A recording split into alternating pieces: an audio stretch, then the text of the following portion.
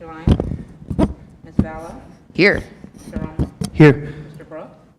Ms. Cotton? Here. Ms. Wood? Ms. Tyler? Here, thanks. All right, I guess we're going to have a pledge of allegiance. Is there a student that's leading us? Got it. Staff this time around. Okay, great.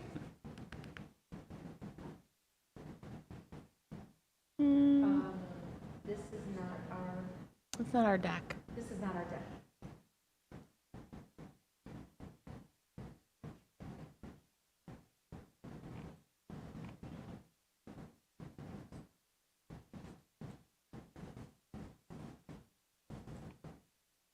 That was our strategic plan. Can we just, oh, a staff member is leading us. Okay.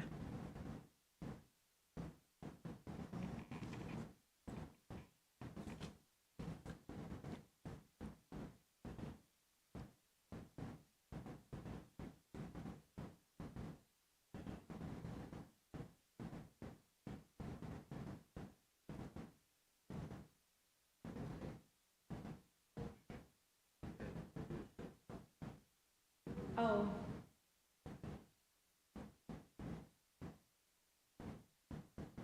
Sorry. I know why.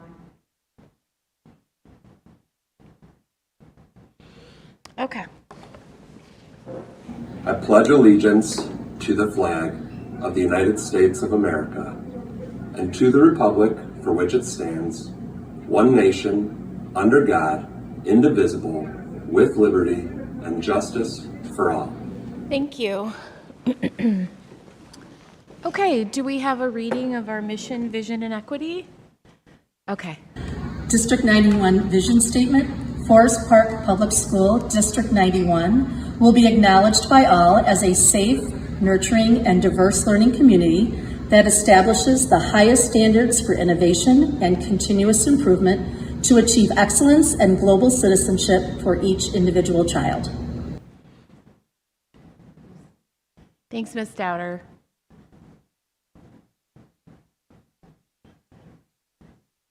Our mission at D91, in partnership with Home and Community, is to educate each individual child in a safe and nurturing environment. We will foster respect and self-worth, teach skills relevant to contemporary life, and promote academic and creative expression. We will encourage an appreciation of the rich cultural diversity of our community and instill a sense of wonder for the future to enable our students to become lifelong learners and responsible citizens of the world. Thanks, Principal Huff. D91's Equity Imperative.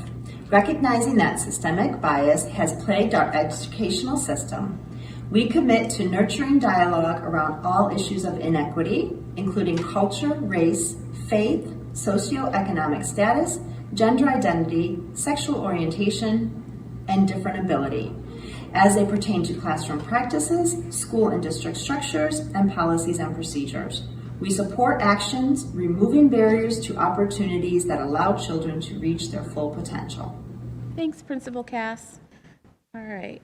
Number 4, conducting our fiscal year 2023 budget public hearing. Dr. Hubbard, thank you so much. We're excited to hear.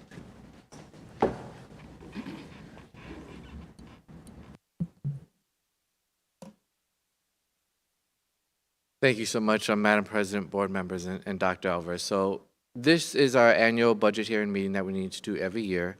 And we really want to make sure that our budget is aligned to our strategic plan and our pillars that are there for learning and achievement, family and engagement, and talent recruitment and development.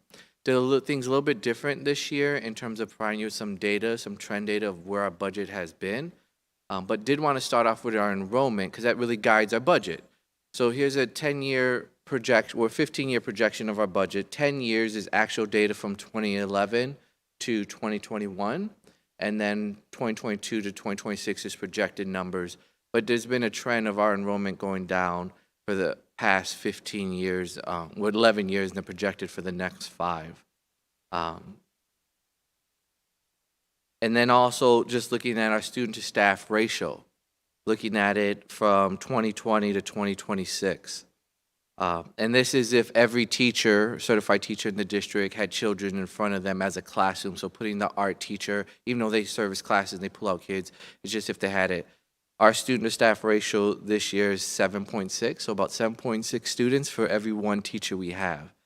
And normally on average, when you do and look at this numbers for a district and you include all those specialty teachers in LBS 1, it's only about 15 to 1.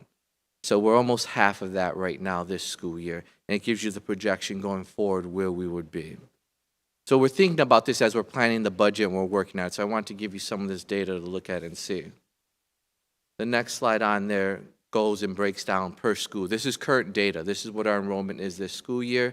There's a percentage-wise in there, and then also there's the numbers per school. Currently, we have 38 college-bound graduates of 2031, and those are 8th graders. That's the year they graduate from college. And we have 84, well, I'm sorry, as of today, I believe it was 100 pre-K students around there. So just give you an idea of our numbers and our breakdown. The next slide really looks at what are we spending our 5-year trend of operation expenses per student. And in 2017, we spent about $21,000 per student. Last school year, we spent $28,030 per student. That was our operating expense.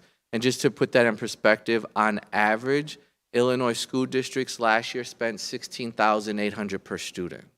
So we're spending about $10,000 more, a little bit more than $10,000 per student to educate our children. The next slide gives you some more trend data and breaks it down. For FY21, our revenues that came in, that's the graph in the upper left-hand corner, the blue, our revenues that came in per student were $30,875 per student. And our expenditures, as I said, was $28,030 per student. So we saved some money in our budget. We were able to increase our fund balance last school year because we saved a little bit of money. The graph on the right, oh, no, go back. The graph in the upper right-hand corner, the red and the orange, those are really our state and local funds. On average, about 86% of our funds come from local funds, 10 from state, and 4 from the federal. So that's what that graph shows you. And it shows that over time, last year we had a big increase in the funds that we received, and that was due to the ESSA funds that we received. So that's why there's that big jump. And then the graph in the lower left, that yellow and that pink shows that 80% of our expenditures is salary and benefits. So that's what the yellow and the pink is. And it just shows you how it's been growing over the past 5 years. And then in the far right, the purple and the red shows that we spend about 60% of our funds on instruction and 36% on supportive services for students. So that's what the purple and the red are. So it gives you an idea. Sure. Counselors, social workers, special ed, summer enrichment programs, it's all rolled into that. Okay? So that's some history and some trend data of where our budget has been. So I wanted to share that with you so you can see some of that information. For FY23, we're expecting to expend about 67.9% on instruction, 24% on district operations, and about 7.8% on school and district leadership. Yes? Just from a gross percentage, how does that stack up to other similar districts to ours? I mean, are we spending proportionally the same as others are? In these 3 categories? Yes. So from the history, the look that I did, the research I did, these were 3 categories that normally were presented to the board over time. I really haven't seen these categories anywhere else in terms of districts breaking it down that way. So there was a template that we've used for like the past 5 years in the district, and I used that template and calculated all the new expenditures and revenue into it. But this aligns with what we've done and how we've expended our money for the past 5 years, basically. Okay. Do we have any place in either your report or where we would report on just roughly how similar we are to other districts in terms of what proportion of our resources we allocate? We don't, but I could get some of that data with a new software program that we're implementing. So I got some of those other trend data. It shows that, and we could do that and break it down by object and by fund, and we could look at comparative districts to us. So we could provide that data. Perfect. Thank you. Mm-hmm. The next slide. So for FY23, the expenditure information, so things that stand out, student outplacement tuition, Looking to hire a data strategist this year. We were looking last year, and we're looking to bring that to the board. Additional transportation and food services. We are providing transportation to about 27% of our students this school year, so that's why there's an increase in funding for that. The equity project, Dr. Alvarez is going to be talking about shortly, about the construction of 2 STEAM labs in the district. So that was able to be funded in this year's budget. If we're going to have 2 STEAM labs, we also need a K through 8 STEM curriculum. So we're going to be providing some more information about that shortly. Elementary and secondary ed expenditures, the $1.5 million in additional revenue that we got, we plan on expending that of the ESSA funds. And then looking to hire some permanent substitute teachers in the district.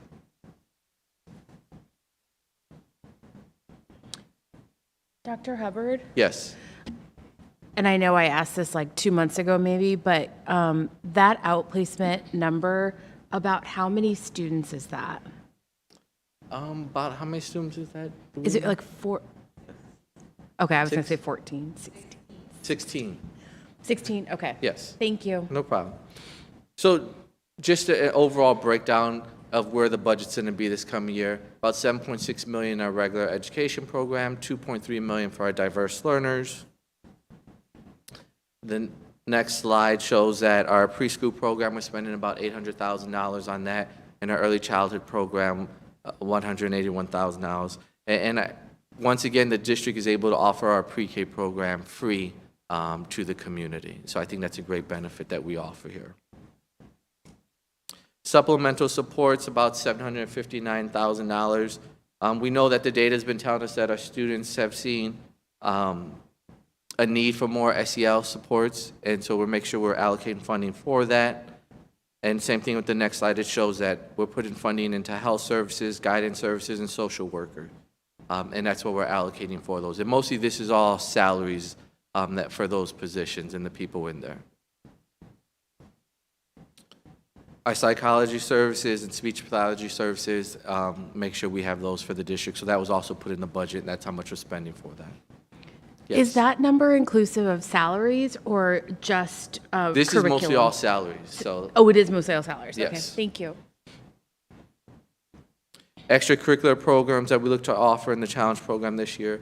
You'll be here talking more in the coming weeks about some of the robust after-school programs we're looking to offer and doing some very creative things differently than what we've offered before. Summer school programs, make sure we put money in there for that, and for our emergent bilingual students, we have funding in there for that also. School and district leadership, library media services, and district operations. And once again, this is mostly all salaries and any capital improvement projects that we need to do. So that was our expenditure. So for our revenue, this coming year, 78% is coming from local, 6.8% from state, and 15% from the federal government. And that's huge this year, and mostly of that is all the ESSA funding. We didn't expend any of it last year, even though it was in the budget. We didn't expend it, so it's in this budget again.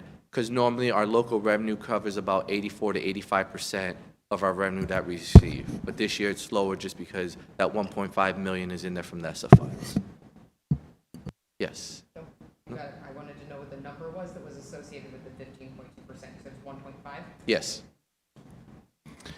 One real quick question on that. Let's assume for a second the ESSER funds dry up in the next year.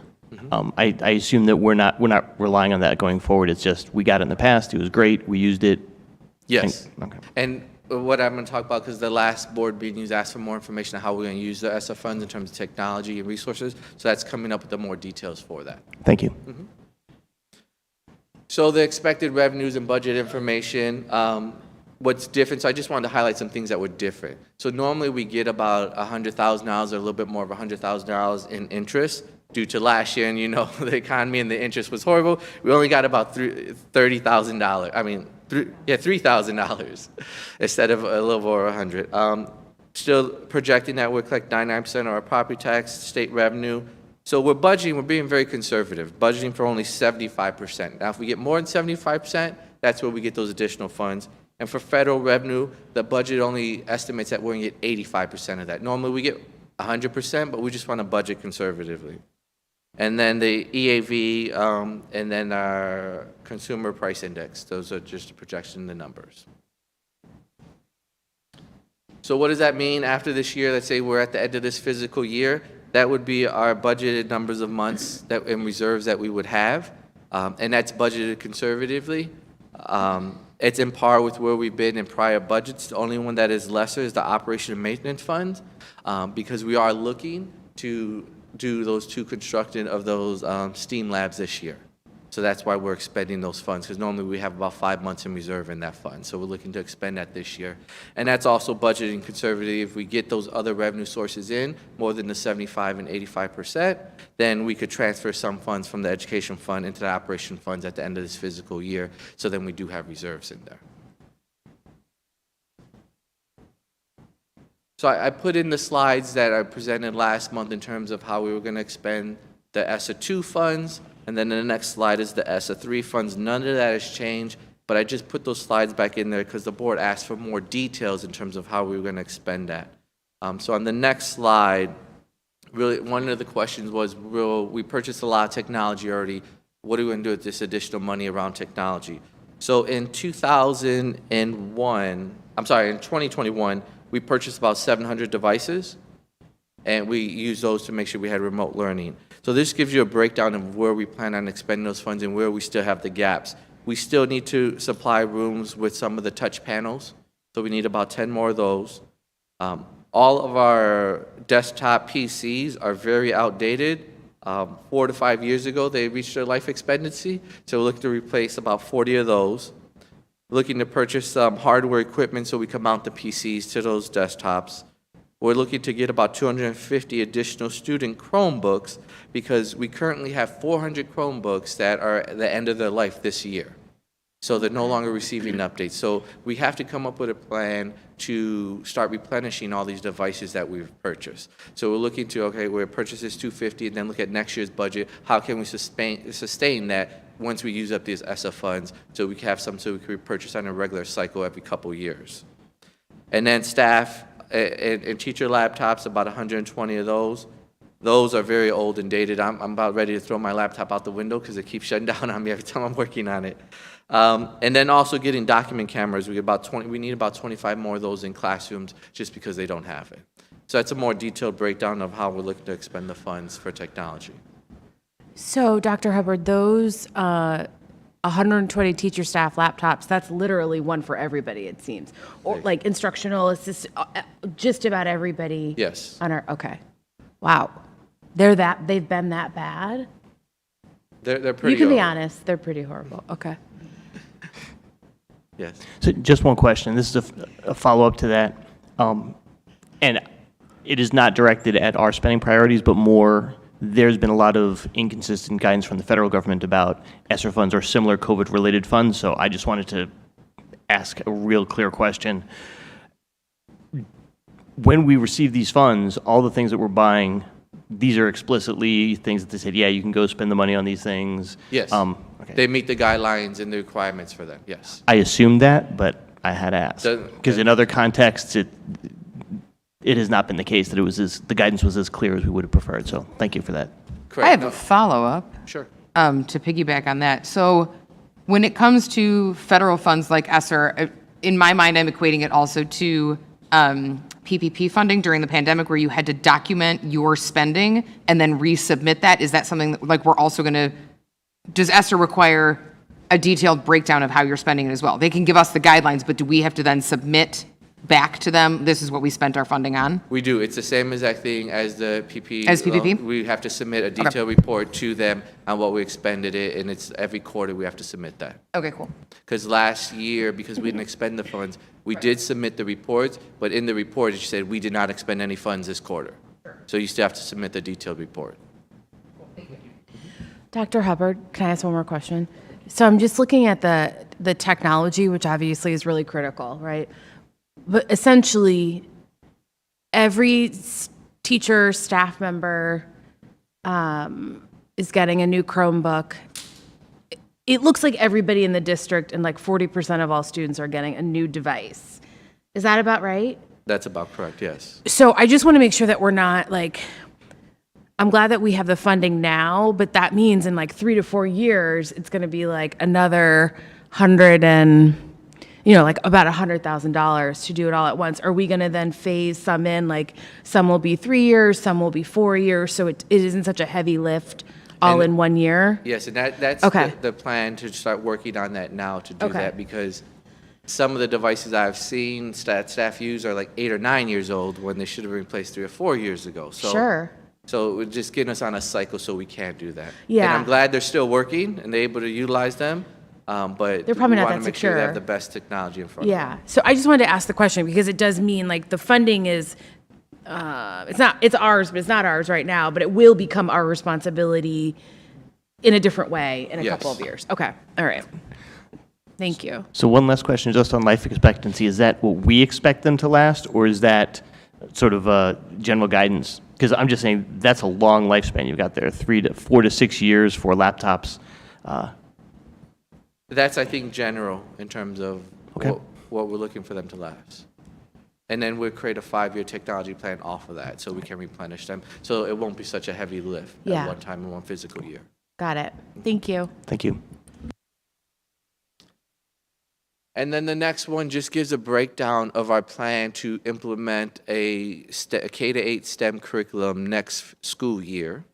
So we're really looking to formulate a team this year, this October, then really have that committee analyze different curriculum resources. We're looking to pilot some curriculum resources in January and February, and then have a recommendation to the board in March in terms of what curriculum we're looking to adopt for the next physical year. And then that gives us enough time to make sure that we provide teachers with the training they need so they can be ready to implement that curriculum. And then just staffing timeline. Looking in November to really develop a job description, a teaching job description for this STEM teacher. Making sure we provide that recommendation to the December board, and then posting that position in January. If we have any current teachers that qualify for that position, they're welcome to apply for it. That's why we want to make sure we work with that committee to really develop that description so we know what the expectation is that. And we're looking to either work with our school administrators to create master schedules so that this could be a special role so all students get this class, whether it's once or twice a week. Is that year correct where it says August 2024 that they're going to start? Oh, I'm Or is it supposed to be August 2023? 2023. I'm sorry. Okay. Thank you for that. Sure.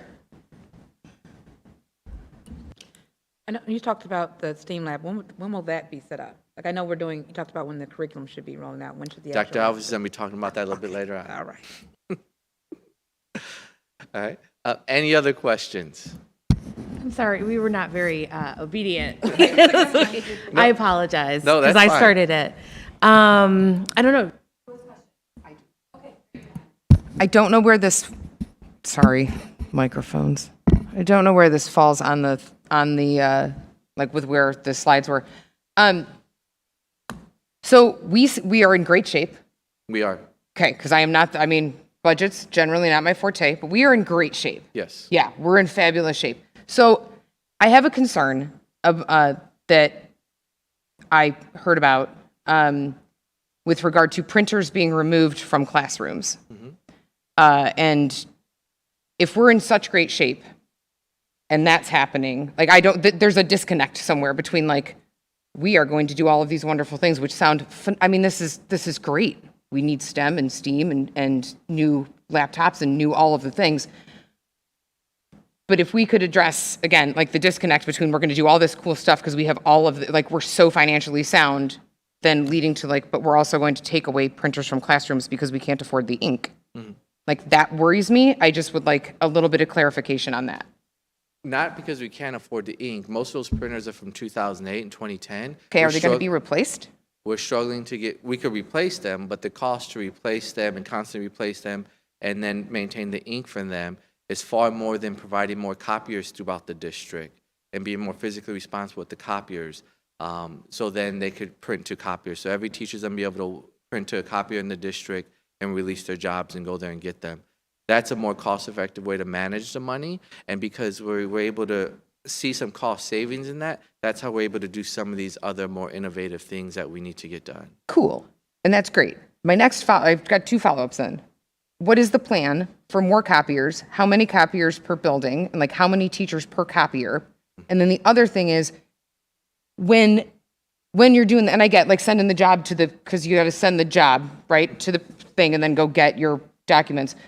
You really only have a couple of opportunities. If you don't have an aide in the room or a grade level aide or whatever, you've only got a couple of opportunities during the day to run and grab whatever you need. And it's either lunch or it's prep. And if it's not lunch or prep, it's before or after school, and that's fine, whatever. But yeah, so what's the plan for getting the copiers in there to make sure there's not like log jams and that everybody's got enough access to the copiers and that we've got enough that like everybody can get what they need? My other concern would be confidential documents, because our teachers print a lot of like sensitive documents, especially our special ed teachers, right? Obviously, they would have to be in there to retrieve their document, but still, that's just a sensitive document in a public space. So those are some of my worries with that. So I'll start with the last one you started with. So with the confidential information, right now teachers print 2 copy machines and it automatically just releases. So there's sometimes confidential information coming out now that shouldn't be out there. What we're transitioning to is the job won't be released until that individual walks up to that machine and swipes their ID, and then it releases. So any confidential information will come out right when they get there, and they can pick up that information. Because there have been some instances now where we've been to copy machines and information is already released there. Because the second you hit print, it comes out at that copy machine. And then in terms of how many will have each building, so we've been looking at that, the usage and everything. And we're starting right now, I believe as of Friday, the middle school will have 3 copiers in the building where they only have 2. And I think a week or 2 ago, we put 3 in Field Stevenson. So Field Stevenson already has 3 in there. They have the 2 black and whites and they have the color one in the office. Okay. And then there's going to be a color one added here in the middle school on Friday. And then we're going to look at the other 2 schools and see what their need is, if they need an additional copy machine. So it was planned in the budget to put an additional copy machine at the other 2 schools if there is needed. So to monitor their usage and see. Okay. Any other questions? Had one back on your first slide when you were projecting out, excuse me, enrollment into the next few years. Did you are the projections that you made, are those based on just, a numeric trend line through, best fit through the data, or was there other analysis done to determine what we think the enrollment's going to be in the next couple of years? So those projections were done by a software system where it looks at the birth rate in the community. It looks at the enrollment in other school districts, and then it looks at our enrollment trend. So it uses a handful of analysis factors to configure that. And actually, when Dr. Alvarez does this state of the district presentation, I think another month and a half, we're going to have updated numbers because they're going to put the actual 2022 data in there, I think in 2 weeks. So that the most current data they currently had was 2021. So we'll have even a better projection seeing looking forward. How long have we been using that software, or is that something new? It's something new. We just started in the past couple of weeks using that software. Okay. And I'll have some other questions as we talk more about that. So, okay. Thanks. Anything else?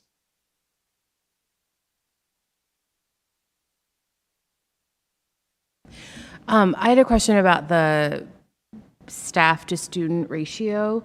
Is that a number as of like, I don't know, this week? I'm just thinking about resignations that we've had and That slide, it's same thing, that slide, the most current was 2021. So the numbers after 2021 were all estimates, projections. And it was based on, so last year it was I believe 7.8 was our number last year. I think it was. So based on the number of teachers we had, certified staff, and student enrollment, we could have had 7.8 students per every teacher, so about 8 students per every teacher, if we gave everyone like a homeroom. That's what it's looking at. And normally when you do that with a district and you look at, if you're giving every teacher a homeroom, it breaks it down. The districts are averaging around 15. Okay. Is it fair to say that, like when Dr. A does her state of the district, that's a number that might be a little bit different, like the enrollment number? For this school year, yes. There was a projection on there for 2022. Okay. We'll have the accurate number when Dr. Alvarez does her presentation. Great. That's what I'm curious about. Okay. Thank you. Any other questions? So we will be looking for, when we come out of closed session, for you to adopt and approve the budget. So that would be the recommendation. Okay. Thank you. Thank you, Dr. Hubbard. So happy to have you here. Nice work. Thank you. Okay. I think we're going to transition right into our board meeting, right? We're still, okay, good. All right, so if you're just joining us, excuse us for starting a tiny bit late. Thanks for joining. We appreciate it. We just wrapped up our budget hearing, so we'll transition right into number 5 on our agenda, which is the consent agenda items. For the board, is there anything anybody would like taken off of the consent agenda? Okay. May I have a motion to approve? So moved. I'll Yeah. second. Thank you so much. May I have a roll call? Yes, you can call all the names. Mr. Lyons? Ms. Fallow? Aye. Mr. Rummel? Aye. Mr. Brooks? Aye. Ms. Cotton? Aye. Ms. Wood? Ms. Tyler? Aye. All right, thank you. Number 6, correspondence. We do have correspondence. The first one is an email from Linda. Did you say what? Okay. Well, it states as, "Dear members of D91 School Board, as you know, gun violence is the leading cause of death for children in Illinois. Part of the problem is easy access to guns. For children and teens, access to unsecured firearms contributes to gun deaths caused by unintentional shootings, suicides, and school shootings. Despite the risk of safety of children, the majority of gun owners do not secure their firearms. This is why I'm asking you to prioritize a secure firearm storage policy and provide D91 parents and guardians with evidence-based information about gun safety and offering specific ways to secure guns safely in the homes that children reside and visit. Thank you." And that's from Linda, as a Forest Park resident and parent. The next one is from Emily. "Dear members of D91 School Board," it's a similar email, but I'll still go through it since she did send it in. "As you know, gun violence is the leading cause of death for children in Illinois. Part of the problem is easy access to guns. For children and teens, access to unsecured firearms contributes to gun deaths caused by unintentional shootings, suicides, and school shootings. Despite the risk of safety of children, the majority of gun owners do not secure their firearms. That is why I'm asking you to prioritize a secure firearm storage policy and provide D91 parents and guardians with evidence-based information about gun safety and offering specific ways to secure guns safely in the homes that children reside and visit. Thank you," from Emily, a Forest Park resident. And the next email is from Abigail Perk. "Dear members of D91 School Board, this summer again, gun violence has touched too close to the homes of our students and community. As you know, gun violence is the leading cause of death for children in Illinois. Part of the problem is easy access to guns. For children and teens, access to unsecured firearms contributes to gun deaths caused by unintentional shootings, suicides, and school shootings. Despite the risk of safety, despite the risk to the safety of children, the majority of gun owners do not secure their firearms. This is why I'm asking you to prioritize a secure firearm storage policy and provide D91 parents and guardians with evidence-based information about gun safety and other specific ways to secure guns safely in the homes that children reside and visit. As a parent, teacher, and also a student who lived through a mass shooting at NIU in 2008, I know what this can do to our students. I do not ever want this to happen in our district. We cannot say this will never happen here because it's simply a hope. Hoping that it does not come to our homes is not enough. Thank you for your time. Abby Perk, parent of 2 Garfield students." And that is all for correspondence. Okay, thank you so much. Okay. Can I add something in regards to that? So when receiving the correspondence, Chief Gross from the Forest Park Police Department had mentioned that they have free, there's a case where they could store the firearms, and if they just come to the police, they'll be able to provide it to them for free, for any families who live in Forest Park. It's like a case or some type of cartridge that holds Sure. the guns. Is that something that, thank you for sharing that. Thanks to Mr. Gross if he's listening. Is that something that we could share in our newsletters so that families are aware? Sure, I did ask Chief Gross if he could give me more information so I could supply it to families. Yeah. So I'm hoping to get that. Okay. That was a while back, so I may have to remind him. He's Okay. been probably busy. Yeah. All right, sounds good. Thank you for that. Okay. Number 7, matters of consideration from the public. I don't think we have any. No, okay. All right, thank you. 8, superintendent's report. A, recognition. So starting off with our recognition, our back-to-school picnic. So a huge thank you to Nuri Suseta Ramos, who's seated in the back, who made the back-to-school picnic a success, and our partners, the Chamber, the Park District, the Village, the Library, the Forest Park Police and Fire, Kiwanis Forest Park, Loyola Medical, Cub Scouts, Girl Scouts, Walmart, Starship, Joe's Hot Dogs, Forest Park Review, the Garden Club of Forest Park, and many others. We couldn't do this without all of them. So thank you to our school administrators and our secretaries for supporting with family resources and registration at our event, along with the district leadership ensemble. Academic coaches and the following teachers, staff, and parents that volunteered: Rosie Maroney, Kelly Duell, Jeanette Farley, Lisa Parker Newman, Karen Freeman, Megan Binder, Jen Westall, Molly Ulzek, Peggy Perry, Brenda Ali, Michelle Bernero, Crystal Phillips, Amy Edwards, Linda Callahan, Natasha Ali, Bethany Davenport, Grace Finn, Joseph Omawi, Anna Carrera, Madeline Pirelli, Katie Callahan, Sarah Gamrett, Ashley Beasy, Shannon Wood, and Steve Rummel. It truly was a collaborative effort.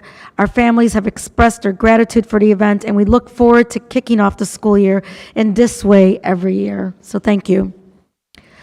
Our custodians, I'm putting this out there because I was excited to read the review and get the accolades for Principal Bogdan. She certainly deserves it. But I want to put out there that all the school openings and the switching for the transition that just happened, we could not get our schools open without our custodians. They have been instrumental in making sure boxes were moved from Grant White for staff. This allowed our staff not to be concerned about moving their own boxes and just getting their rooms ready for our children. Our custodians were also quick to clean up at the back-to-school event to leave the space as we had found it. And then Bob Laudadio, Beto Archiga, and all of our custodians have done nothing but phenomenal work in taking care of the cleanliness and the sanitation of our schools.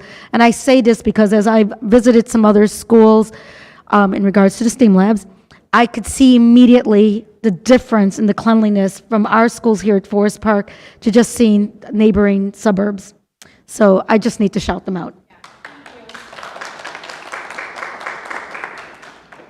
Transportation. We have finally made transportation occur for the entire district. Thank you to Steve Johnson, Dr. Robert Hubbard, Nudi Suseta Ramos, Jennifer Leonard, Crystal Phillips, Bob O'Connell, Terrence Shepard, Charlene Hall for making the opening with transportation almost seamless. As of August 25th, 2022, our enrollment is 601 without pre-K. I think that's higher now, so I have to change that. We're transporting 156 students. So it's about 26% of our enrollment.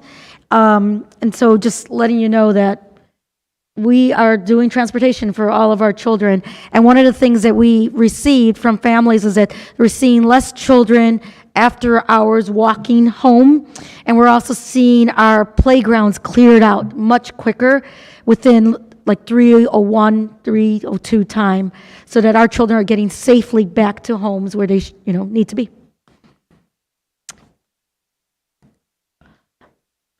All right, moving into our district priorities, learning and achievement.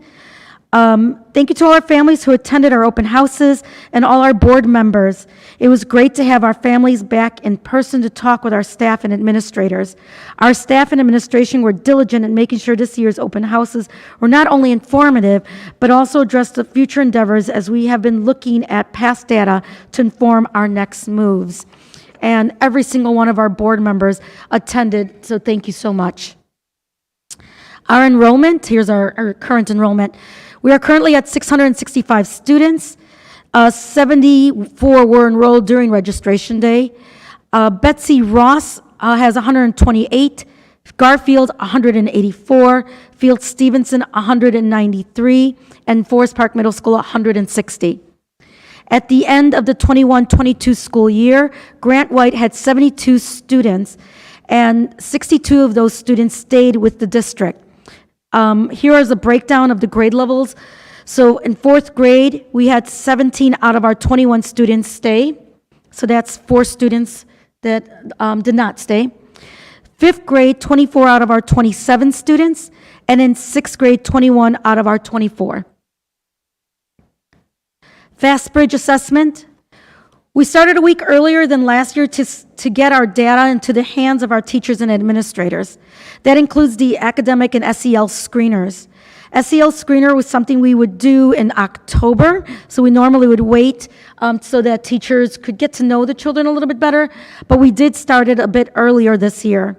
We are currently still in the assessment window. Our expected results should be in early October and shared with parents during our parent-teacher conferences, which will be held October 6th and 7th. And then we will be able to share with the board in the November State of the District the results. Our PTO. The PTOs hit the ground running this year and have many events already lined up for our families to get involved. This week alone, they hosted the Garfield Ice Cream Social, where families came together to connect, play, and eat ice cream in the Garfield playground. Tomorrow, they're hosting a fundraiser from 3 to 9 at Twisted Cookie. I hope that everyone is going to come and support that, because I know I will. The PTO also attended all of our open houses to provide information to parents and get families involved. They held their first meeting yesterday and will be meeting once a month for the school year to continue to plan opportunities for support and engagement. For more information on dates and times and to see how you can get involved, please check out our Forest Park Facebook page, Forest Park PTO, or their page on our website. Don't forget that tomorrow, again, we're hosting a fundraiser, 3 to 9, Twisted Cookie. And then please make sure to speak with Kristen Pico, Monica Roundtree, Ebony Murray, Rachel Ernest, Danielle Sabatka, Keenan Cutsworth, Megan Hunt, Deshauna, I don't want to butcher her name, Ladarius, and Aaron Leahy for more information, because they've been working so hard in the PTO. So I can't thank them enough. Moving on to talent recruitment and development. We have been interviewing for an assistant director of student services, but have yet to find our person.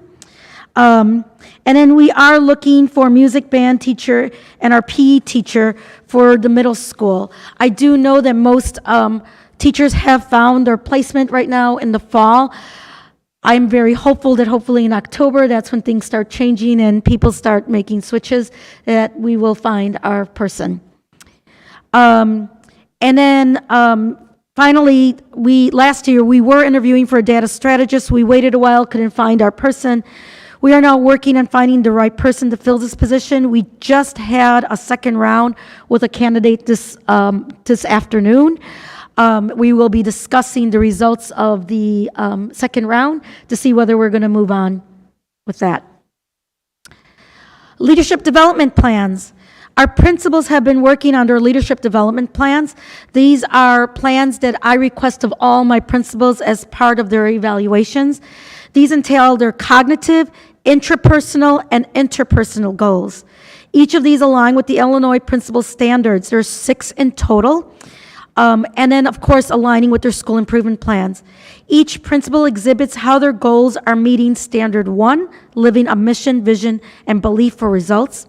Standard 2, leading and managing systems of change. Standard 3, improving teaching and learning standard. Standard 4, building and maintaining collaborative relationships. Standard 5, leading with integrity and professionalism. And the last standard of 6, creating and sustaining a culture of high expectations. I do meet with my principals every 5 weeks to discuss progress, any actions, thinking about their inputs for the school year and their desired outputs. And Obviously, we talk about any times we need to pivot or tweak throughout the year, and that's why we do every 5 weeks to discuss the monitoring of it. Coaches. As part of supporting providing space for our administrators to chat with someone besides myself, because I know sometimes you want to at least get some other opinion and not someone who's evaluating you. And an administrator's position can be a very lonely role. 3 of our principals will have coaches. Illinois Principal Association will provide free mentoring support for the 22-23 school year to Principal Bogdan. This service is made possible through IPA's mentoring grant with the Illinois State Board of Education. Her mentor is Frank Patrick. We also have Dina McReynolds, who will be supporting Principal Huff and Principal Cass for the 22-23 school year. These will be paid for with the ESSER 3 funds. The development of a confidential, trusting relationship between the mentor and the school leader is essential for their success. And we do not have any FOIAs. Okay, got it. Thank you. And then I'll leave it open for any questions.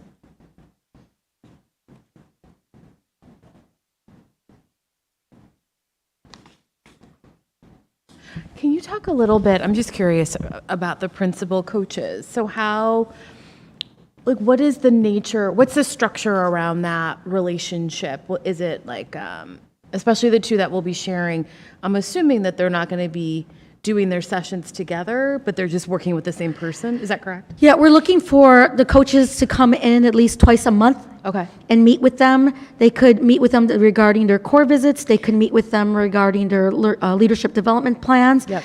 It could be in regards to any of the standards that I just mentioned as well, if they want to get more insight or just have a thought partner regarding that. It could be issues that may be having, struggling maybe with courageous conversations that they may need to have. It may be shifts in regards to their leadership style. And they may also come in to just do a viewing of how they are perhaps doing observation feedback, how they're doing evaluations. Yeah. It could be a lot of different things. I'm also planning on meeting with the mentors to kind of share my conversations I've had with the principals, to talk about their areas of growth and their strengths, to see if they are aligned with what I'm seeing as well. But it is basically to be confidential. So they're not here to share what the principal is saying to them, to me. I want it to be confidential. And anything I do share with the mentor will be told to the principal. Oh, okay. What's the background of the coaches, the mentors? Sure. They have been principals in the past, some of them for maybe 10 years or so. Dina Reynolds, she's actually has been coaching in other districts as well, coaching principals. And then as we look for Frank, that obviously was chosen by IPA. They've obviously had the background with principal background for various years, and that's how they were chosen. Okay. I'm excited about this for them. Was this a choice that they had, or was this something that we wanted them? How did this come about? So I will say, in regards to Principal Huff, when I came in last year, that was something she had requested from me. Yes. From the get-go. Yep. And that was something very difficult to start immediately with the pandemic and not having visitors come in. We wanted something virtual, but that didn't happen as well, and it wasn't budgeted into the budget. Okay. And so coming in this year, speaking with Dr. Hubbard, I said, I really want to make this happen. Spoke with Principal Huff. She said yes. Principal Bogdan had it from IPA. And then last year, I was able to get a principal to help with Principal Cass, and that was free of charge. Right. I think I met him. Yes. Okay. And that was free of charge. Okay. He was doing that because he's someone that I knew. Sure. And he said, sure, I will help Principal Cass. But he didn't do many visits. He spoke to her on the phone and did some virtual. Again, it was free. Yeah. So He was good. He was, Yeah. yeah. If you're listening, thank you. Yeah. Definitely. a And that little was more limited, I Principal McNichols. But this time around, we wanted to make sure that it was something more structured for all of them. Sure. And that's why we went this route. Okay, got it. Thanks for that context. Okay. All right, number 9, committee reports. We don't really have anything for teacher negotiations. We're all set with that, so I'm going to breeze through that. Board policy, anything? We have a meeting next week to go through a bunch of material, and we will be talking about it next time. Okay, cool, thanks. Finance, we have dates, mostly. I think I was problematic for one, but we have a couple of dates each quarter to meet, which I'm looking forward to. So that'll be myself, Dr. Hubbard, and John. All right, engagement, any updates? Oh, yes. Okay. Oh, yeah. This is a good engagement one. I'm excited about this. Okay. So we, as a committee, are trying to figure out ways to get more of the community involved as a whole, and we have a super cool opportunity coming up to get the entire community involved Saturday, September 17th. The Susan G. Komen 3-day Walk for the Cure is coming to Forest Park, Oak Park, and River Forest for its second day of walking. If you're not familiar with the walk is a 60-mile walk done over 3 days. It's 20 miles a day. We start Friday the 16th, the 17th, and the 18th. This walk in particular is directly connected to our district. This is my 10th year doing distance and endurance walking for breast cancer, and it started 10 years ago when Dina Farrington, one of our most exceptional educators over at Garfield School, and I walked in support of one of our other exceptional educators, Jane Catazone. Jane had been recently diagnosed. Dina and I went out and did the walk for her 10 years ago. Dina runs marathons. I just walk a lot, so Dina's out running, and I have continued doing the walks. For the first time ever, they are coming to our community. And the reason that this is so cool is that we have 1,200 people that are going to be walking through the streets of Forest Park in front of our schools. Garfield School is an official cheering station. So it would be amazing to see Garfield School go totally pink for the weekend. It would be great. We are walking past, we're doing the entire Madison Business District. We'll be going east on Madison. We'll walk in front of Village Hall, we'll walk in front of the library, we'll walk in front of the community center, in front of the police department. We're walking all over town. And it's a great opportunity for us to come together and support something that is near and dear to a lot of people's hearts. There aren't many people in the world that can say that they have not been affected by breast cancer in one way or another.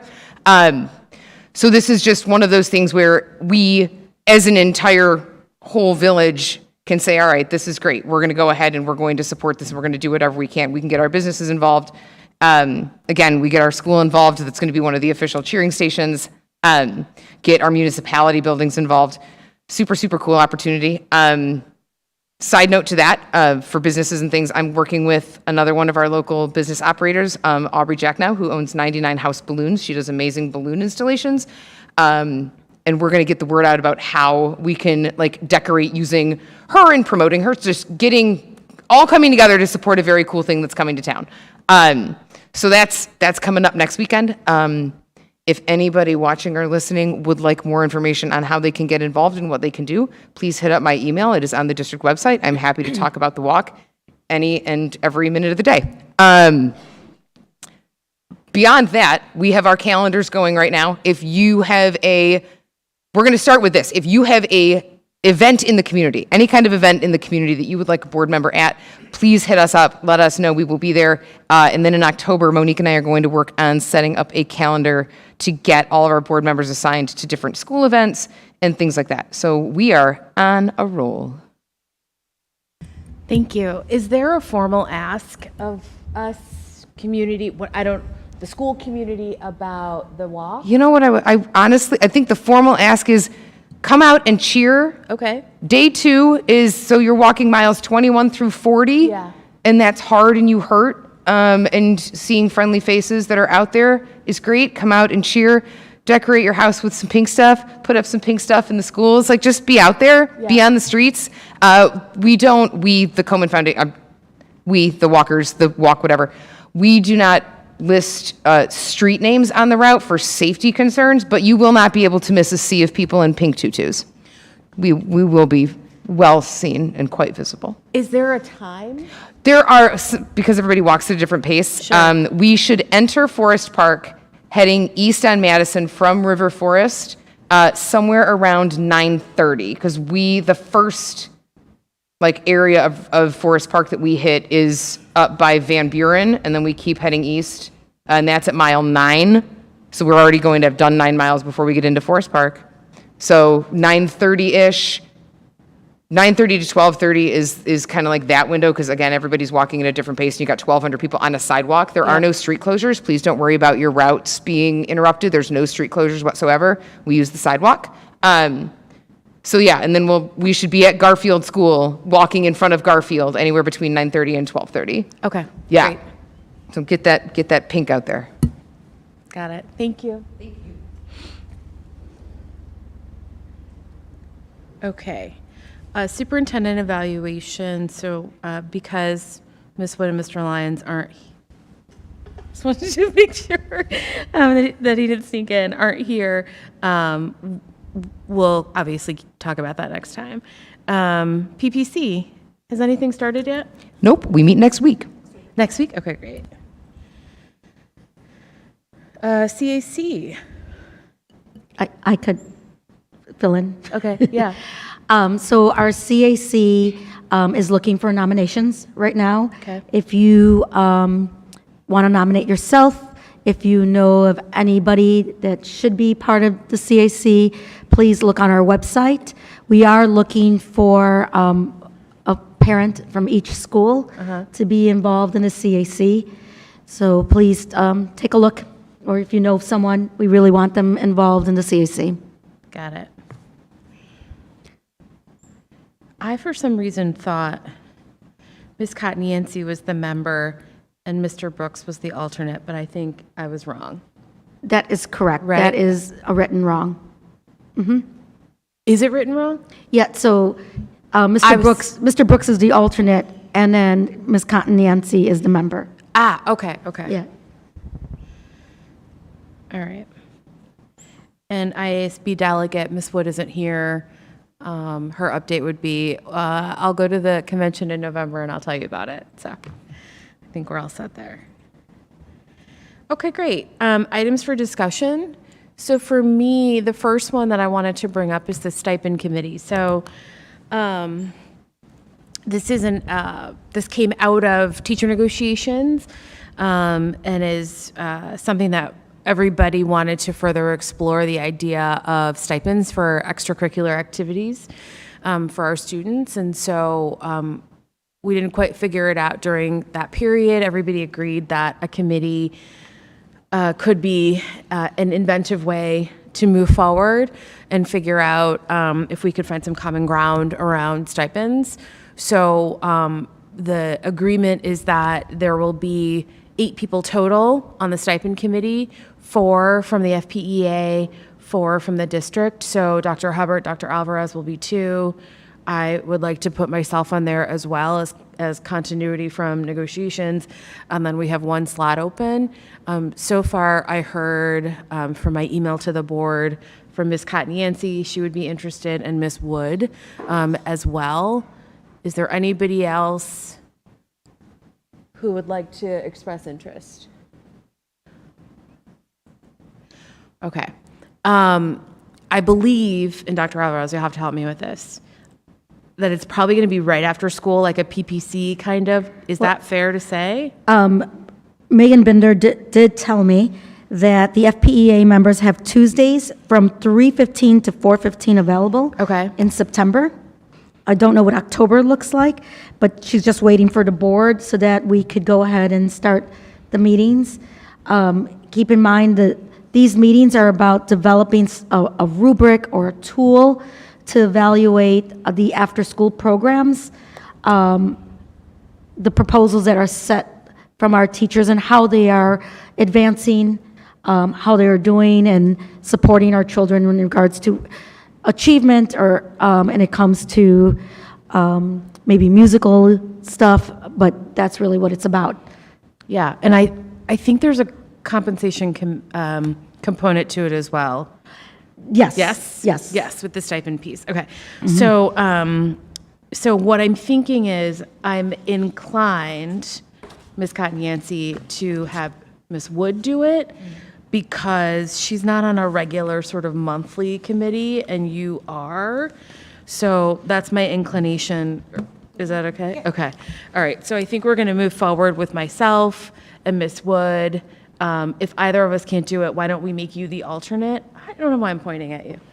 Why don't we make you the alternate?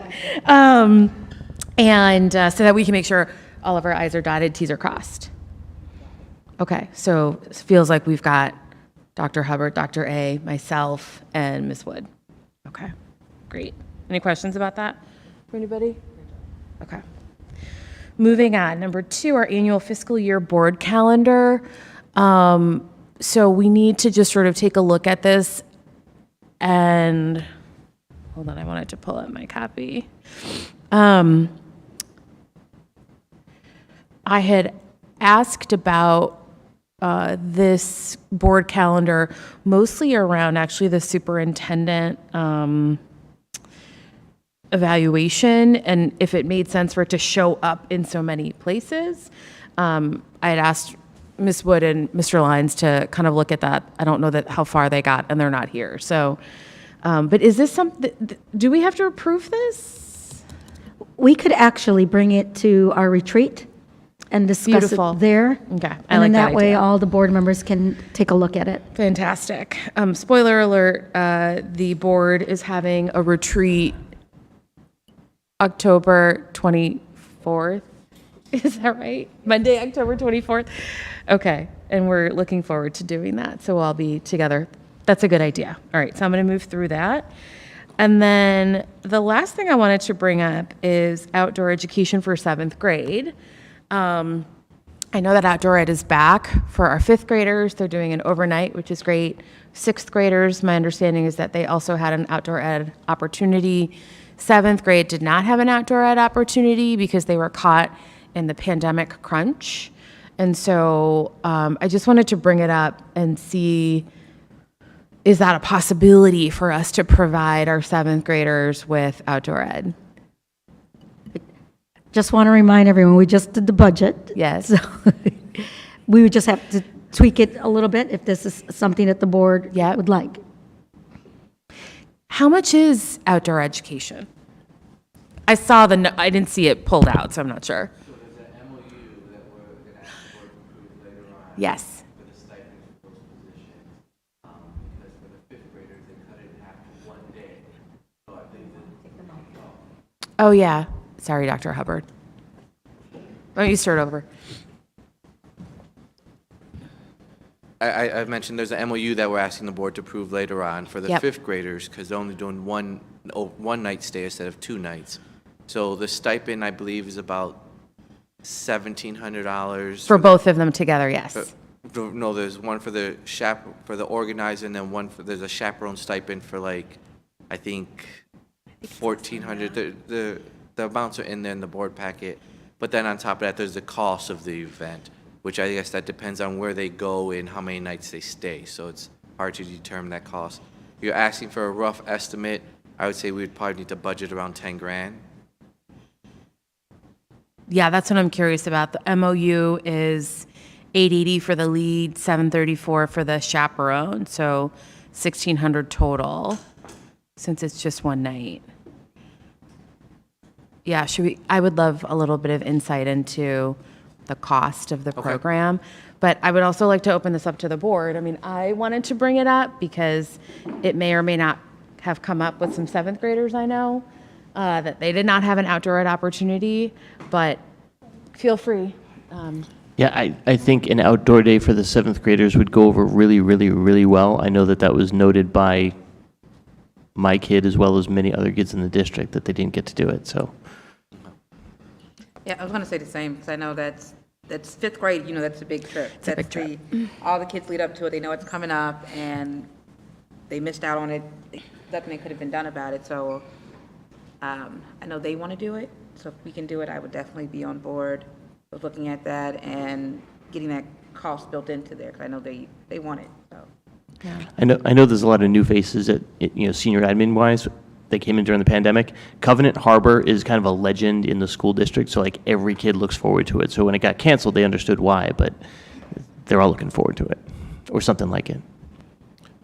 Outside of the cost, we also got to make sure we have the seventh grade staff that Sure. is interested in doing it. So we have to make sure we have the staff that's willing to do that and do the overnight trip with them. Yeah. So how can we move forward in pursuing this and seeing if it's a possibility? I think it makes sense also, I don't want it to be lost. I think it also makes sense educationally as well. So it's not just like fun, stay over. It's like, I think there are lessons to be learned that, you know, it would be nice if they had access to as well. We could go, I mean, Dr. Hubbard and I can go ahead and look to see, to budget that. Yeah. The other part is having Principal Cass speak with the 7th grade team or 6th or 8th grade team to see if they're interested in doing this overnight with our 7th graders as well. And if not, perhaps there are other staff members that may want to do this. Yeah.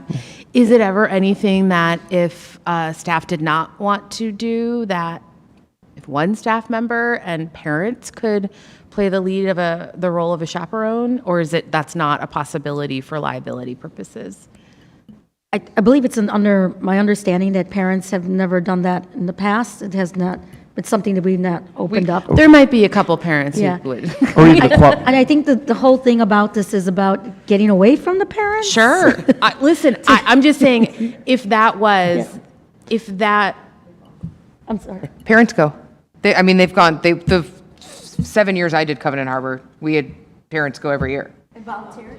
Oh, yeah. Yeah, I think We they had stopped two- it only, the parents stopped going maybe, how old is my kid? It hasn't, I mean, they've, yeah. 4 or 5 years ago? Yeah, parents stopped it's going, but generally prior to that, speaking, there's been parents like always went. a couple parent chaperones, a couple teachers, and it, you know, and then you divide up into cabins and how there's big bunk houses and you've got enough. At least from what I know, I was adults. told no parents. So I would have a more conversation, but thank you for that. Sorry, I didn't mean to interrupt. but Yeah. Parents have gone. Okay. And I would really caution if we did it with no staff members, because our staff know all the students. I get So it. really make sure we have staff, and we'd have to look into, is there a liability issue if we don't have any staff members? I get it. I'm just, I mean, these kids have been through a lot, right? So my hope would be that staff would go. I think that's ideal, but if it didn't work out that way and there's a whole host of other responsible adults, I would love for kids to be able to still have that opportunity. Okay. Okay, cool. Thank you. Thanks, Dr. Hubbard. Okay. B, STEAM Labs. This is just for Ms. Cotton Nancy. So we're super excited. Obviously, everyone may know that I was a science teacher before. Science, if we have the right curriculum, if we provide the right resources for our children, will open doors after they leave Forest Park.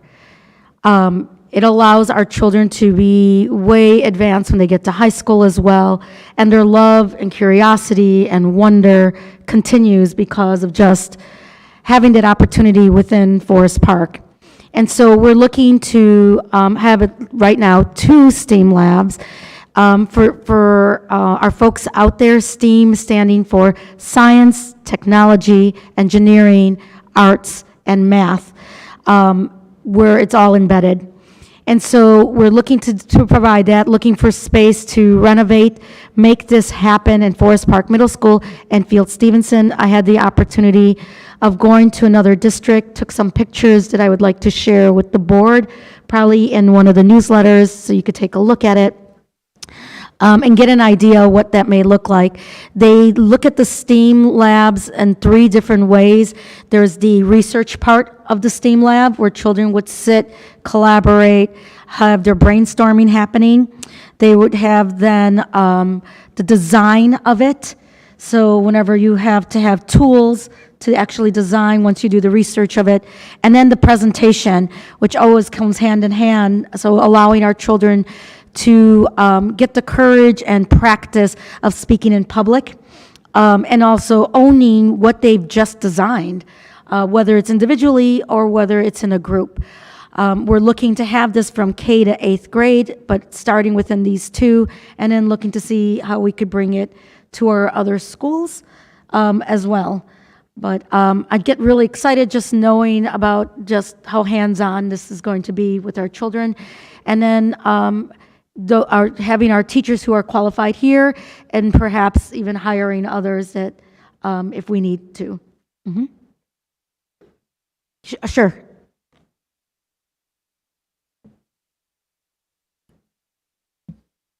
We met with the architects to discuss some possible spaces, and they're looking to present more information and some cost breakdowns to the board at the October board meeting. So more information around that will be coming. But you budgeted, I think it was $1 million for both, is that right? Yes. Okay, got it, thank you. Where are they gonna, I know the buildings, but like, where? Well, Oh, we could show you. Yeah, we have ideas for Okay. both buildings here. So it's I don't want to point it out only because it's not a done deal. okay, And I want to be able to, if it's possible, you know, right now. okay. And then, Mr. Lyons? Yes, are we looking to use any of our ESSER 3 funds to support that? With the STEAM, no, we had just budgeted that aside, but we just had the budget meeting, and so I'll go ahead and have Dr. Hubbard explain a little bit further. For the construction of them, no, the funds cannot be used for that, but we will be using some of the ESSA 3 funds for the curriculum for it. We can use the funds for the curriculum, but not for the construction. Can we use the funds for, I know we're gonna be hiring for, we can use it for a salary, right? Correct, and we are using some of the ESSA 3 funds for some For of the the salary. salaries. Okay, yes. got it, thanks. My apologies, Mr. Lyons, I thought you meant about the construction. No, it was the construction piece of it, because I know during last year's conference, some places were using ESSER 3 funds for construction of outdoor classrooms, STEM, and I other. remember you saying that. Yep, so. For some of the outdoor ones and some of the air qualities, yes, they were using that for that. We could look and see if we can budget some of it for it, but for the funds that we did get, we tried allocating them already for different salaries and different programs. And this is gonna, because Mr. Lyons wasn't here to hear you say that, and I want to reiterate, I think this is from our OMA budget, operations and maintenance, is that right? Okay, Correct, with some of the funds we were able to free up. okay, Yes. got it, thanks. Other questions? Okay, I think we're good. Feel free, Dr. Hubbard. We'll slip right into you. Right, well, good evening once again. Do have a handful of things to go over with. The very first one is the certification of personnel compensation report. This is an annual report. Oh, you could just, I'm sorry, you could just go to the next slide. I put it in the Dr. Alvarez. This is an annual report that we have to do. We have to post the salaries of any certified staff by September 30th on our website, and we also have to post the salaries of any individual that's not a certified staff that's making over $75,000. So this is just letting you know that we're going to meet that deadline, and there's the report that we normally post every single year. Next one. So in a couple of our policies, we have to share with the board the fundraisers that we do every year. And when I looked back, I couldn't find how that was shared with the board, so I reached out to the school administrators to make sure we get a list of all the fundraisers that we're going to have and what we plan to use the fundraisings for. So we want to share with you a breakdown of the fundraisers that each school plans to have this school year, and we also included the fundraisers that the PTO is planning to have this year. All funds from the schools will be utilized to support their PBIS program, and funds from the PTO will be utilized to support our priority of family and community engagement. So just want to share that information with you. The other ask on there is that the district will have no more than 2 emergency fundraisers. So if a tragedy like Katrina happens or to support a different effort around the world, we have no more than 2. So because we don't want to exhaust the community and pull a lot of resources from them. So we wanted to share with the board that that is the goal for this year. Now, there may be some other fundraisers, non-monetary ones that school come up with, but we want to start a process just because in some of our policies, did say that we share with the board what fundraisers we're having. So we want to make sure we start that process at the beginning of the school year each year. Yeah, I love seeing this because I hadn't seen it before. But also, how do we make money on fall? Maybe I'm dumb. I was really surprised to see fall and spring photography. How do we make money on that? It's like pennies. It's not a lot of money. Okay. But it's still considered a fundraiser. Really? Okay. It normally, like, they may do IDs for the school district, so that's the give back. Whatever disto, they may do different, like the frames, The the pictures that we composites? get. Okay, got it. Those are donated. We don't purchase so the little money. So it's not actually funds that we receive. Okay. They give us items, but it's still considered a fundraiser because they're Okay. giving us something. Okay. Oh, I learned something new. Okay, got it. Thank you. And then the next one is the status of the district finance. So every year this is shared with the board, so this is another regular thing. But from looking in the past, you just got the number.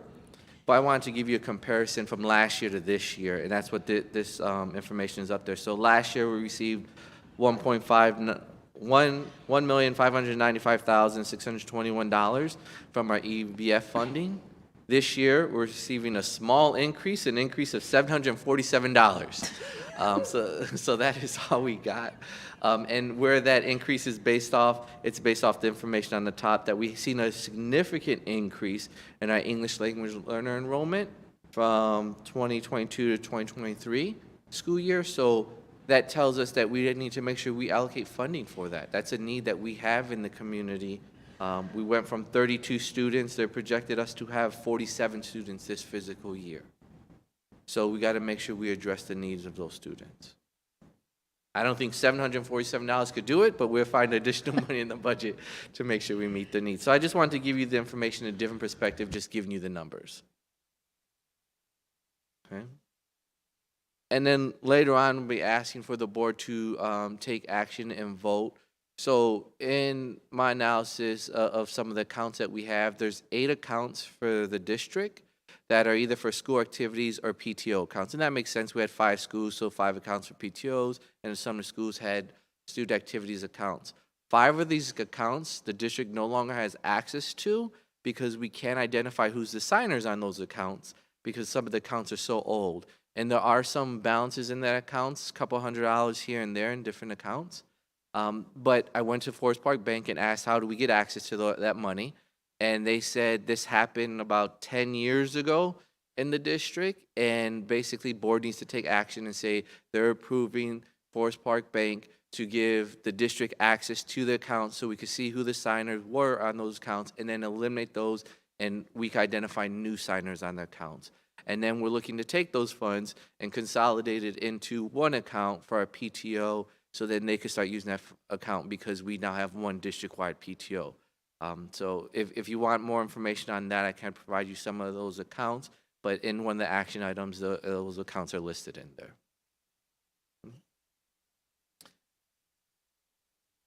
And then lastly, there's a new state code that came out. We're going to be asking you to take action on later on also. But basically, the purpose of the plan, it's called the the Supplemental Savings Plan for Employers. So the purpose of the plan is to provide eligible individuals opportunity to save on a regular basis. So in the past, we may have had different companies come out and they may offer retirement plans, additional retirement plans for employees.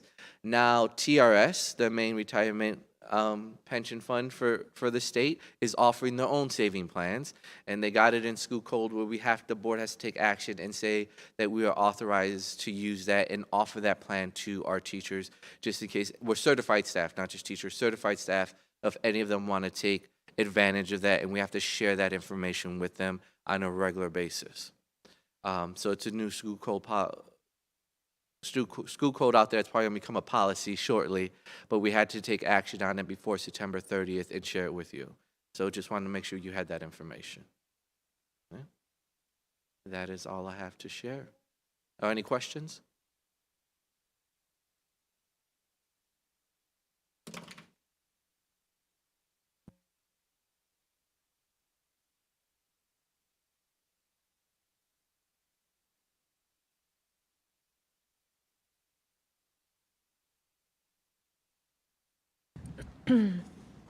Okay.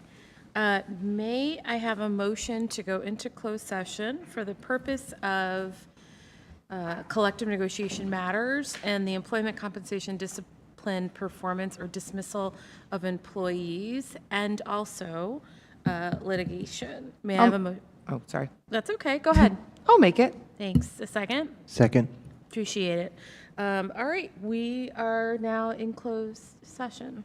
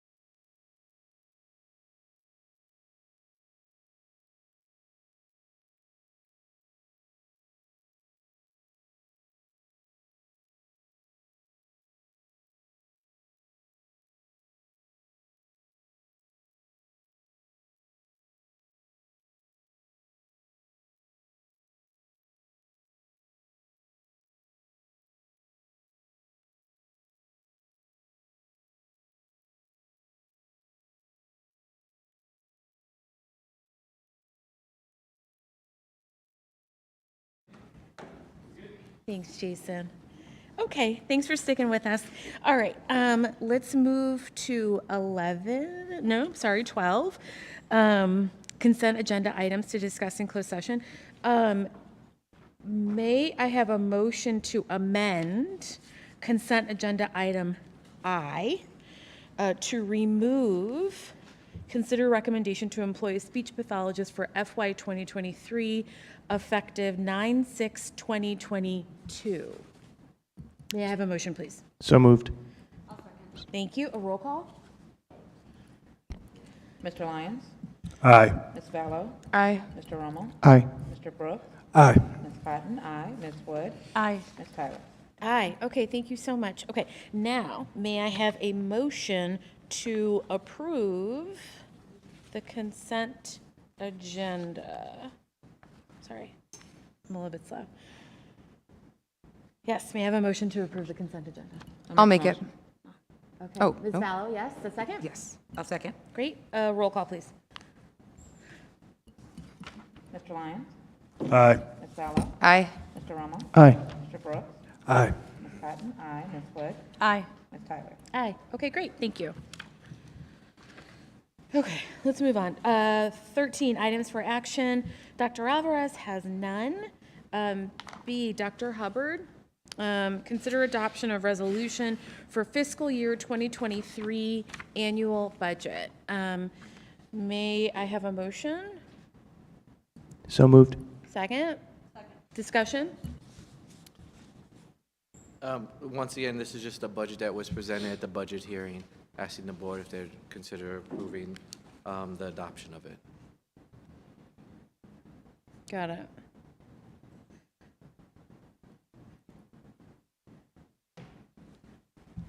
Any questions? We good? A roll call, please. Mr. Lyons? Aye. Ms. Fallow? Aye. Mr. Rommel? Aye. Mr. Brooks? Aye. Ms. Cotton? Aye. Ms. Wood? Aye. Ms. Tyler? Aye. Okay, great. We have a budget, though we're still going to talk about outdoor ed. Okay, B, at 2, consider recommendation to approve the memorandum of understanding between Forest Park Schools, District 91 Board of Education, and the FPEA, IEA, NEA for 2022-2023 outdoor ed lead teacher and chaperoning teacher students. A motion. So moved. And a second? Second. Great. Discussion? So once again, this was a trip that the fifth graders go on because it has been changed to one overnight instead of 2 overnights. We're asking to cut the stipend in half. Okay. Sounds reasonable. Any questions? All right, great. A roll call, please. Mr. Lyons? Aye. Ms. Fallow? Aye. Mr. Rommel? Aye. Mr. Brooks? Aye. Ms. Cotton? Aye. Ms. Wood? Aye. Ms. Tyler? Okay. Aye, sorry. All right, thank you. 3, consider recommendation to approve the memorandum of understanding between Forest Park Schools District 91 Board of Education and the FPEA, IEA, NEA for internal substitution. I will make the motion. A second, please. I'll second. Great, discussion. So as we showed in our enrollment data, we have, a teacher-to-student ratio of about 7.8 to 1, which means for this physical year, we have a handful of teachers who have gaps in their schedule where they don't have contact time with students. And there was no language in the contract that could say that we could utilize these individuals to help out with internal subbing or to help out where need be to help service students.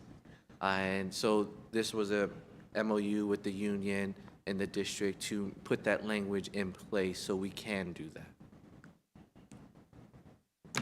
without further compensating them for that time because they don't have contact time with students.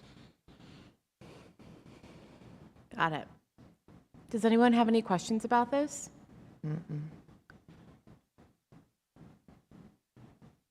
Okay. Roll call, please. Mr. Lyons? Aye. Ms. Fallow? Aye. Mr. Rommel? Aye. Mr. Brooks? Aye. Ms. Cotton? Aye. Ms. Wood? Aye. Ms. Tyler? Aye. All right, thank you. 4, consider recommendation to approve the memorandum of agreement between Forest Park Public School District 91 Board of Education and the FPEA, IEA, NEA for district level / building meetings. A motion? I'll make a motion. Second? Second. Thank you. Discussion. This is giving the district the opportunity to provide professional development to the teachers. Instead of having 8 professional development days, we've agreed upon having 6 on Wednesdays, starting in October, from after school to 4:30. Got it. And as everybody saw, I'm just verbalizing this, we're paying a daily rate for those. And then this will change because written in the contract, starting next year, is a shift to 2 more professional development days. Yeah. Correct. Okay, got it. Just wanted to clarify that. Okay. Questions? Great. A roll call, please. Mr. Lyons? Aye. Ms. Fellow? Aye. Mr. Rummel? Aye. Mr. Brooks? Aye. Ms. Cotton? Aye. Ms. Wood? Aye. Ms. Tyler? Aye. Glad we were able to figure this out. Sorry, I lost myself a little bit. Okay, 5, consider recommendation to approve the memorandum of agreement between Forest Park School District 91 Board of Education and the FPEA, IEA, NEA for retirement procedure. I'll make the motion. A second? I'll second. Thanks. Discussion. So the contract was again unclear in terms of how we handle retirements in terms of when they submit further retirement.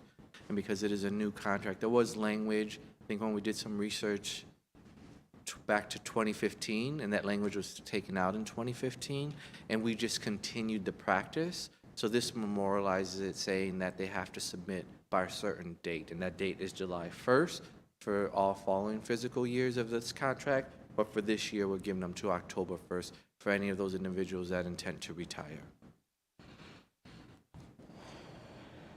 Any questions? Okay, a roll call. Mr. Lyons? Aye. Ms. Fellow? Aye. Mr. Rummel? Aye. Mr. Brooks? Aye. Ms. Cotton? Aye. Ms. Wood? Aye. Ms. Tyler? Aye. 6, consider recommendation to approve Forest Park Bank to research and provide access to 8 student activity / PTO accounts. May I have a motion, please? I'll make the motion. A second? I'll second. Thanks. Discussion. This will allow us to consolidate the 5 accounts that we no longer have access to because we don't know who are the signers on those accounts. So we could have 1 PTO account for the school district. Got it. Questions? Roll call. Mr. Lyons? Aye. Ms. Fellow? Aye. Mr. Rummel? Aye. Mr. Brooks? Aye. Ms. Cotton? Aye. Ms. Wood? Aye. Ms. Tyler? Aye. Okay, and number 7, consider recommendation to approve the participation in the TRS Supplement Savings Plan effective today, 9/8/2022. A motion, please? I'll make the motion. Thanks. A second? Second. Discussion. This is the new school code that school districts now have to give TRS the opportunity to provide information for additional retirement plans to certified staff. Any questions? So more financial literacy, right? Yes. Okay, great. Roll call, please. Mr. Lyons? Aye. Ms. Fellow? Aye. Mr. Rummel? Aye. Mr. Brooks? Aye. Ms. Cotton? Aye. Ms. Wood? Aye. Ms. Tyler? Aye. Okay, so that's passed. I have to read a resolution, I believe, yes? Okay. TRS Supplemental Savings Plan Resolution.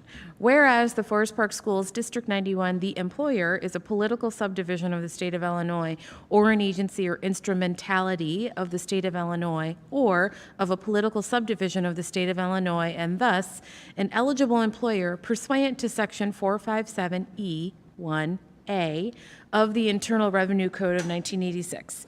Whereas, on behalf of certain of its employees, the employer wishes to adopt the Teachers' Retirement System of the State of Illinois Supplement Savings Plan, the supplemental savings plan by entering into an employer participation agreement between the Teachers Retirement System of the State of Illinois, the system, and the employer. Now, therefore, be it resolved that effective September 8, 2022, the employer shall enter into the employer participation agreement in substantially the same form as presented to the Forest Park Schools, District 91 of the employer, subject to the terms and conditions of the supplemental savings plan. Resolved that the appropriate officers of the employer, the authorized officers, be and hereby are authorized and directed to take any and all further action, including the execution and delivery of documents and instruments, as such authorized officers deem necessary or desirable in their sole discretion to effectuate fully and carry out the purposes of the foregoing resolutions, and to ensure that the employer performs all of its duties and responsibilities as set forth in the employer participation agreement and the supplemental savings plan. Phew. Wow, okay. 14, additional matters for consideration from the board. I know we have one. Before we get to that, I want to acknowledge we have a visitor, and I'm going to allow them space in this matters for consideration to also address us from the lectern. Great. Would you like to get up? And very good. What is happening? And could you please introduce yourself? I would absolutely like to introduce myself. Thank you for the time. My name is Sean Blaylock. I am a resident of Forest Park since the late 1900s. I have 4 children that are all alumni of Forest Park District 91 schools. I mention that because I understand the capability and bandwidth and the investment that the community prepared them for from a public education standpoint. I was also a board member for about 10 years. There's some trivia there if you want to check that out. I mention that because I truly understand the investment that you are making to forward our community as well. So I've been in this room, and Jeanette would be my testimony, 10 o'clock, 11 o'clock, 12 o'clock. That was more the norm to finish our meetings. Tonight I come to address the board to first and foremost understand the recent reconfiguration, reallocation, whatever term you like to use for the grade level centers. I think you all collectively did an excellent job in not only pairing that out, getting input from the community, and executing that. And I know there's some phases associated with that. Having said all of that, I live on the north side of town. You know, it's probably one of those parents that might be boo-hooing about Grant White being closed, but as a school board member, at the time, although that was the most high-profile decision we made to make those decisions for the grade level centers, for me, it was the easiest decision I made on the board. For me, the benefits were all tied back to the mission statement. And so it kind of tapered some of the emotional concerns from different parts of the community. Go back to the mission statement, understand what that meant. Now, in the first part of your mission statement, we used to read it at the beginning of each board meeting. And like a sacred scripture, there's a part there that you might, hopefully you don't skip over. It says, our mission in partnership with home and community. And when I thought about the Grant White closing, I thought about the community and the understanding that that resource is there, it's available, and that it became kind of a subtitle of the headline. But I saw it as a great opportunity for a board that was prepared and ready to really expand what could be done with the Grant White School to support the community. And I know there's some things in terms of classes for adults in partnership with Triton, that is a headline to me. To me, that's a significant headline, or just as important as the headline for the students that have been able to transition over here to the Field Stevenson. I would ask that the board consider, take on, form a committee, and think more about making headlines for Grant White and what that could become. The open-ended question is, if that school was open 24 hours a day, how could it be utilized? And ask that same question to the community center, to the library, to the YMCA. You've asked it to Triton, ask it to the churches in the area, ask it to Housing Forward, and other social organizations that provide services to this community, and make headlines with that. If you understand what I'm saying, that's a great school board, that there is a huge opportunity to make and utilize Grant White a bigger and a huge resource to support the community. And it's important. I'll close my comments, and this is just a small piece of that. The flip side of that is you don't want to make headlines or send a message to the community who's part of your mission statement that they're not important, we're not involved, right? So the subtlest things that I look at, I walk past Grant White, I see the buses parked on the south side of the lot next to the playground. And so that tells the community, we don't want you to play on this area that was developed for young children. Park the buses on the north side, and it opens that playground back up. The investment was made. There's no reason why young kids can't make use of that. So once again, I appreciate your time tonight. Once again, the point is to ask the board to consider making headlines for the Grant White School as an asset for the community, your partner in your mission statement. Thank you for your time. Thanks, Sean. Thanks, Mr. Blaylock. Appreciate it. Okay, so with that being said, I'll open it back up to additional matters for consideration from the board. Any takers? I have something. When we talked about the CAC, I realized we didn't mention that there's the informational meeting is next Wednesday, the 14th at 6:30. There's a Zoom link on the website. We talked about, I'm sorry, I forgot to mention that part. So if you go on the website, you can type in CAC and it'll bring you to the page, and you can get that Zoom link there. And just get more information. If you were thinking about joining or had questions, that would be the time to come, ask those questions, get more information. The only other thing I had was there's a PTO at the park happening Saturday at 11, and one of my small people that have claimed me favorite people, Shelly, is going to be there. That just developed today on Facebook, so Shelly will be there. And I may or may not have a picture of Shelly and a small child that she'll be signing, because that kid is obsessed with Shelly. So Shelly will be at PTO at the park, 11 o'clock Saturday. Great, thank you. Mr. Rummel, you want to go? Sure. So I'll keep this real short. So this past spring was really, really busy. And between the contract and school realignment, there was a lot of public commentary and community and teacher input. And one of the things that we as a board try to do whenever we go into anything like that is to make sure we consider all the key stakeholders, the community, teachers, everybody. And it helps to kind of reality check this and see how it works. So after all the dust had settled, over the summer, I met with Principals Bogdan, Cass, Stoddard, and Huff, and thanks to them for giving me their time.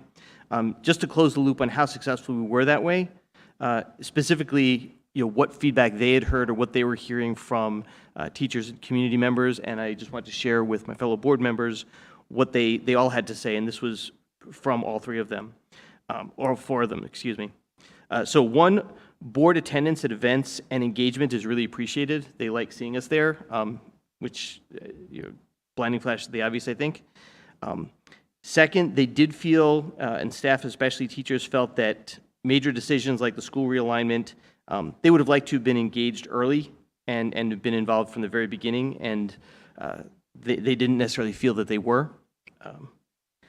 And finally, for parent engagement, they felt that parent engagement and feedback is really, really critical to their work. And again, like having us at events, they liked having parents there, like at the back-to-school events and things like that. So I think those were actually after the meetings were over. So I think those events reflected a lot more engagement by us and the community. So that was it. Wait, Steve, can you say that last part again? What was the last one? So parent engagement and family engagement was Okay. very important for teachers to be able to do their work. And so what's the takeaway? Is that they want more family engagement in their buildings Family engagement in general. I didn't in general? drill into it. Again, I was just talking to the principals, so that was sort of a high level. And as a board member, since that was your capacity for these meetings, does that apply to the board as well? I think in the sense that we're here and we get to talk to the community and let them know that their presence is valued and appreciated. I think so. Okay. Anybody have questions? Okay. Any other matters of consideration from the board?